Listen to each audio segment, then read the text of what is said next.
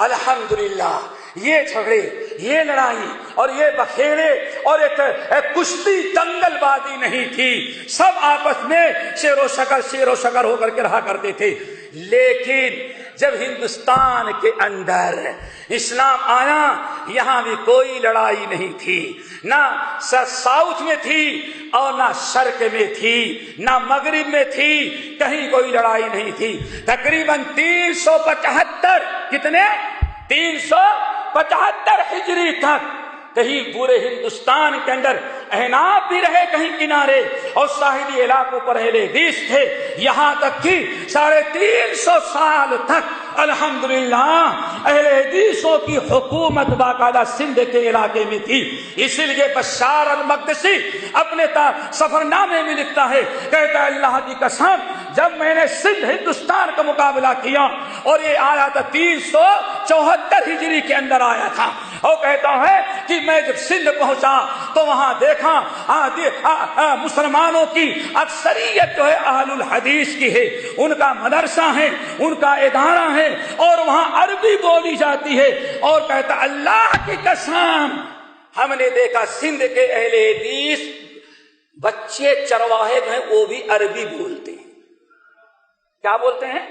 نہ سندھی بولتا تھا نہ ہندی، کیا بولتا تھا میرے بھائیوں؟ لیکن 350 سال کے 450 سال کے بعد اب ہندوستان کے کچھ حالات بدلنے لگے آپس میں۔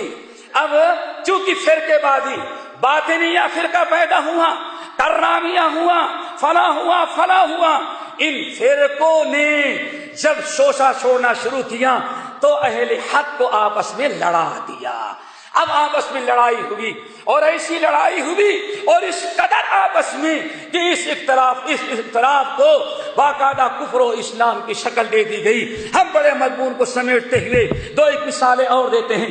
مثال کے طور پر ایسا تعصب بڑھا، ایسا اختلاف ہوا، ایسے جنگ و جدال ہوئے کہ علمان والحفیظ، اب کوئی جس کی اکثریت اگر اہل حدیث زیادہ ہیں تو وہ میدان لے جائیں، اگر حنفی زیادہ ہیں تو وہ میدان لے جائیں، اور شافعی زیادہ ہیں تو وہ لے جائیں۔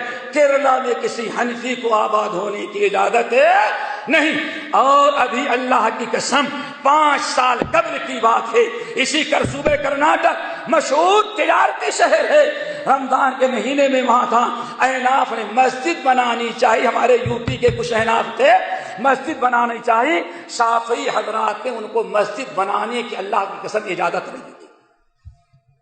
یہ میرے سامنے ایسی مثالیں ہیں، اور واللہ علی ما نقول شہید، اس پر اللہ گواہ ہے۔ کیوں؟ جو گواہ تھے اس وقت دبئی کے اندر ہیں، یہ میرے سامنے ہوا، میرے سامنے آ کر کے بتایا۔ یہ اختلافات بڑھتا گیا، لیکن خالص قوم میں اب تک نظر آتے ہیں وہ جو کرتے ہیں جو اشکے سحرگاہی سے وضو۔ میرے بھائیوں یہ سب کچھ ہوتا رہا، جس کا غلبہ ہوا محمود غزنوی آیا، اس کے بعد اور آئے مغل، انہوں نے خاص تعصب لے کر کے آنے کے بعد ہندوستان متحدہ ہند کا ماحول خراب کیا، اور اس کے بعد سے آپس میں جنگ چھڑی اور کچھ جنگ سدھر رہی تھی۔ انگریز جاتے جاتے جب آیا اپنی حکومت کو برقرار رکھنے کے لیے اس نے مزید ہم کو لڑا کر کے یہ جنگ و جدال تعصب ہمیں گفٹ میں دیا، اور اپنا جا کر کے لندن میں پھر دوبارہ بیٹھ گئے۔